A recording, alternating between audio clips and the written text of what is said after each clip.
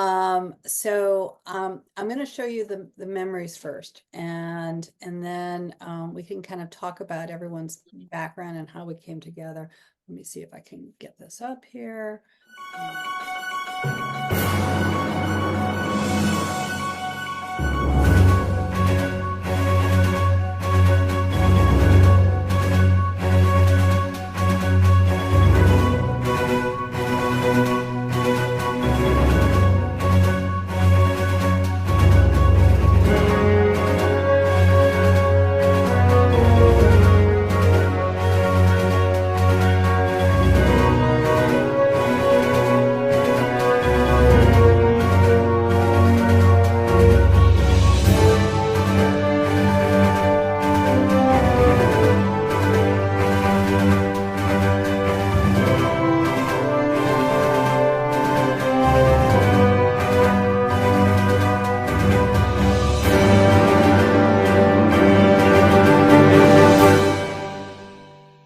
Photos, then we can definitely add that to the clip and make it bigger, because that was so much fun. It was so much fun to do. Matt, I think I saw you sharing some photos in the in some of the groups too. Yeah, I put some photos in the Denver Hat group. Yeah, yeah. So I want to record this also because each one of you has a different skill set, and I want us to be able to kind of share with everyone. We created the ViceRoll.Casino, but for those that are going to be watching this at some point, they might not know anything about everyone's background. So does anyone want to hop on first and kind of share a little bit about how you came to Denver and what your experience was? Otherwise, I'm going to be the teacher and I'm going to volunteer you. I'll do it. I feel like I have the easiest job out of all of it. Okay, So great.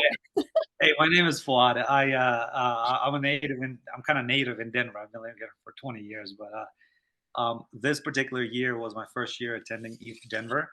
I myself, as a software developer, I work for an SEO company, but I focus on the front end development specifically for Web3.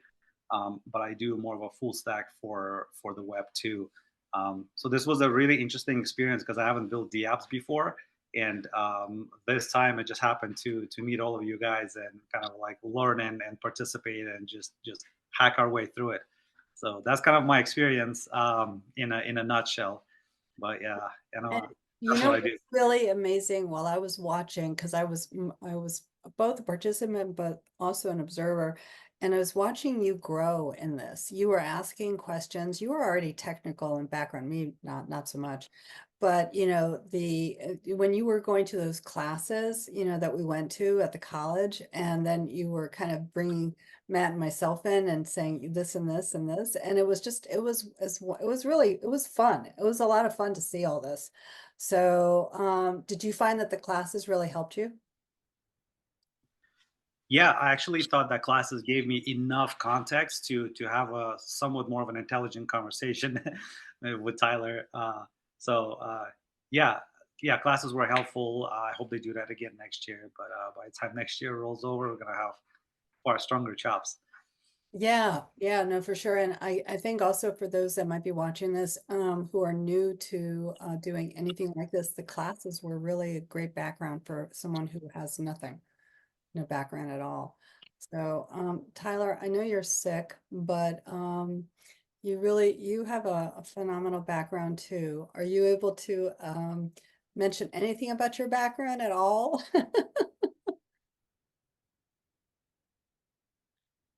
If you're you're saying eek. All right, I'm going to skip over you. You can type it out. Okay, type it out and I'll read it. While you're typing it out, I'm going to ask Clara to hop on. So that way it'll give you time to type, Tyler. Clara, why don't you share a little bit more about your background? Hi everyone, I'm Clara. My background is lawyer, so I team up with Blockchain Legal Institute to provide legal consultancy in the blockchain field. I came to this event as like I got an invitation from the Matt that we're going to have the legal build house, and I was excited. So I came to ETH Denver and team up with all the amazing guys. We built up this public goods gambling platform. I was in this whole team. I worked as the social networking business development colleague in this team, where I talked to different bounties, people who are in charge of the hackathon to show off our project. And I also edited our video for the hackathon. Yeah, you were a phenomenal editor for sure. But you're a lot more than just a lawyer. I mean, you have traveled the world and gone to other hackathons and Bogota and other places. So how was this experience similar or different than some of the other hackathons that you've been at? Because you are a very experienced young woman. So this hackathon, firstly, is very big. There are Yeah. like 250 projects submitted in this hackathon, and it is in the US. Also got a good supply for the hacker, like the snacks, coffee, like we got every day. And most important is like we got an amazing team this time, like to team up with you. And it's very fun, like different from my previous project. Yeah, it was a lot of fun. It was definitely a lot of fun. Yeah. So where do you think that you're going to be going next? Because I know you travel to different places. So now I'm in Washington, D.C. Next destination is in New York. Yeah, in New York, in New York. Stephen, I'm going to be asking you to also share your background as well. While I'm reading Tyler's information, if you want to, type any information into the chat, I'll also be able to read that. So, all right, so let's see what Tyler shared. Oh my gosh, my eyes and my glasses. Okay, so what Tyler shared, because I know he is as sick as a dog, as he says. He specializes in information security and software engineering. That's a mouthful.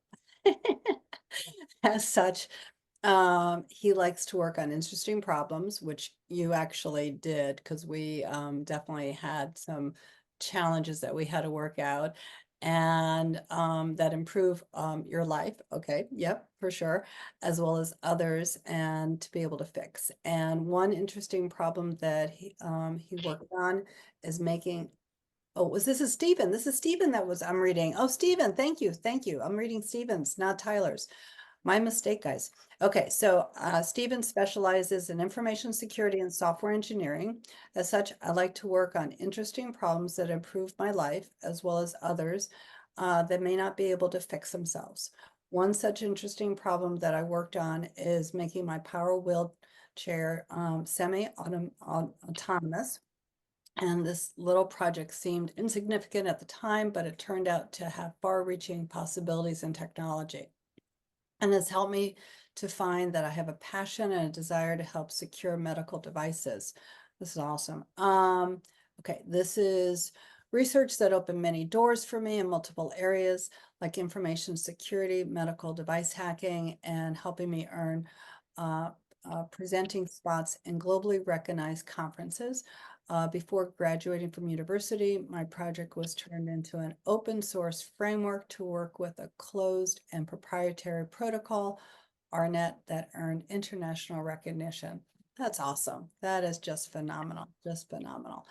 All right, let me scroll on up. Let me see. Okay, so Tyler is still typing. Sans, would you like to share?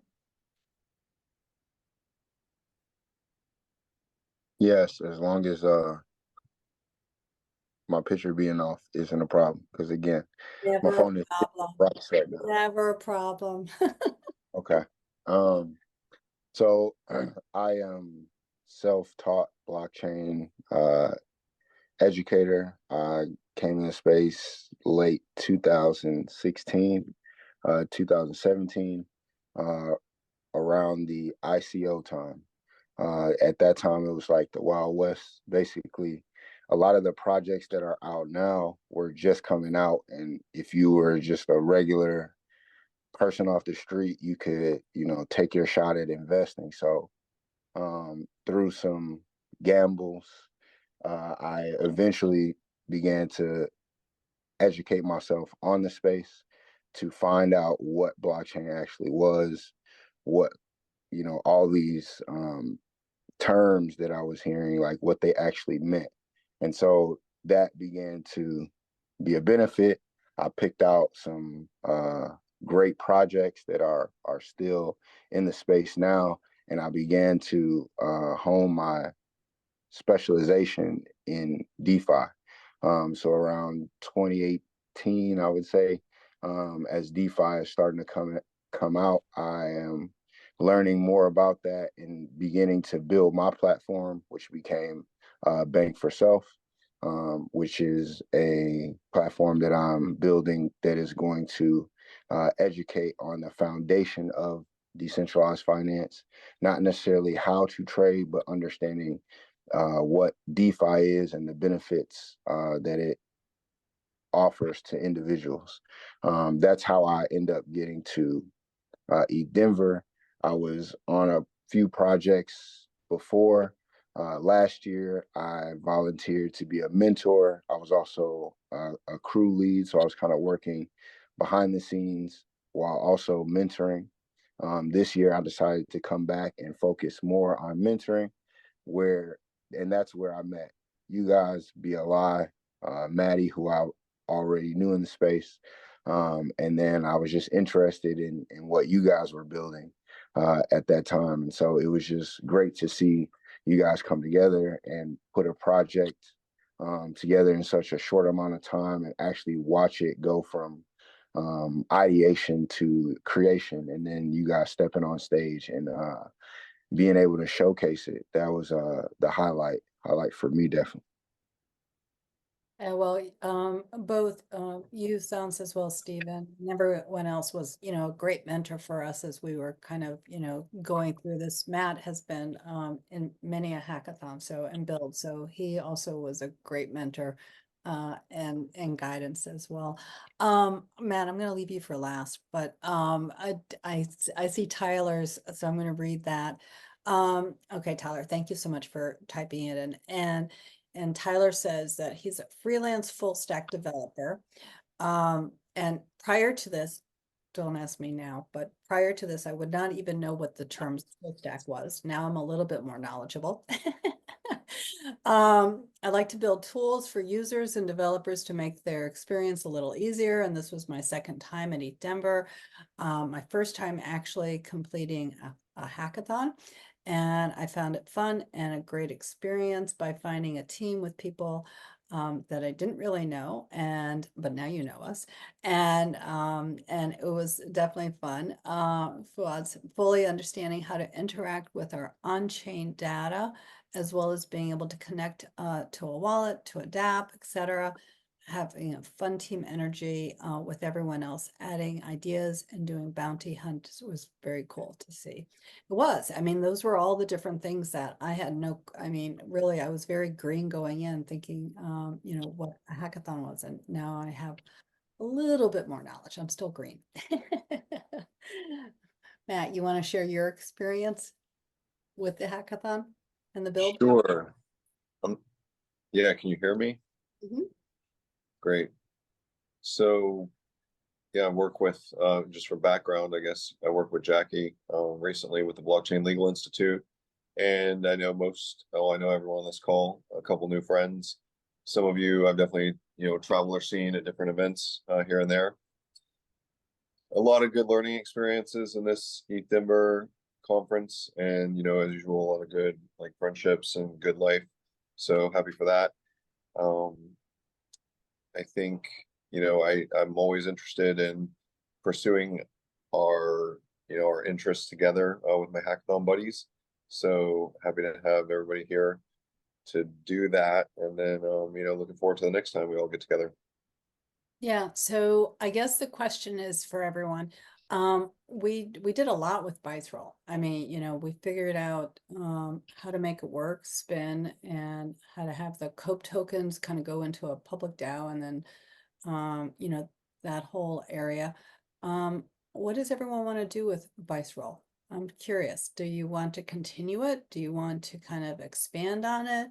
Do you want to switch projects? How do we keep the momentum up now that, because we do have a good team, so I'm open to everyone kind of chatting. Part of this even though I still have the recording on, part of it might get edited out, but I want to at least be able to have the conversation in case we have to kind of go back to it.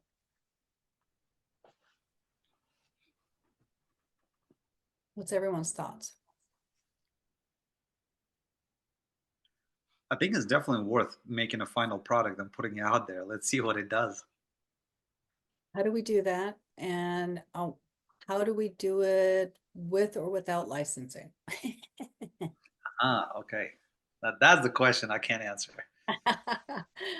Well, I guess what else is needed? I mean, our tech people will know what else is needed because I don't know what to make it more live or marketable. I mean, what's needed next?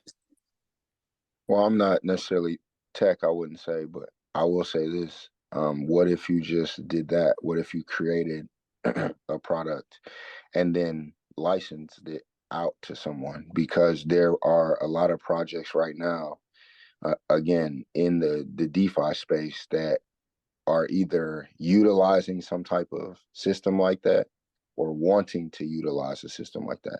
And if you already built a component for them, they don't have to do that. You can just license that out, and then you don't have to, create a product and license it yourself.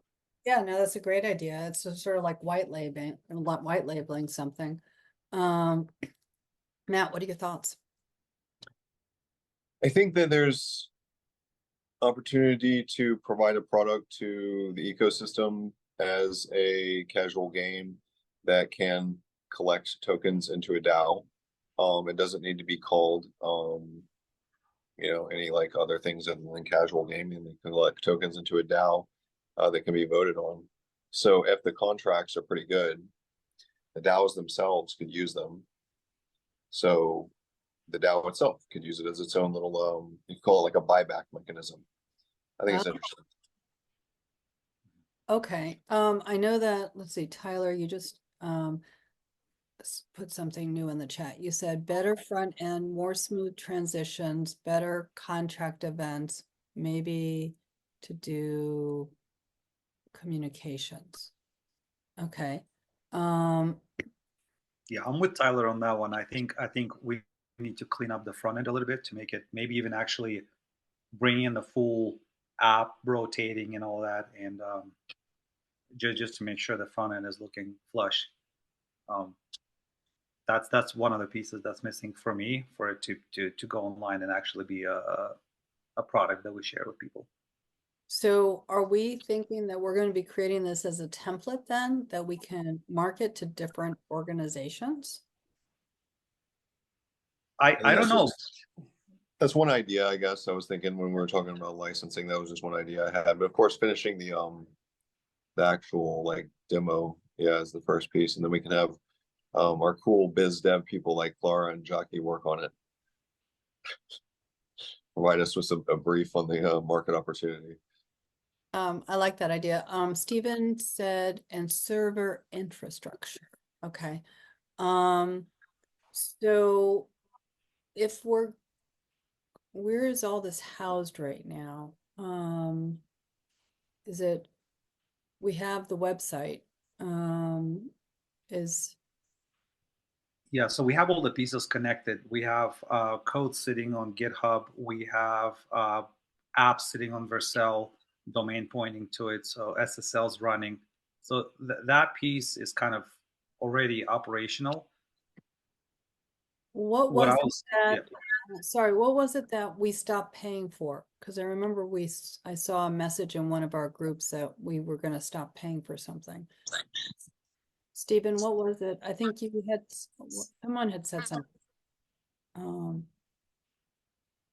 Also, Stephen wrote, AKA, are we selling it as a SaaS?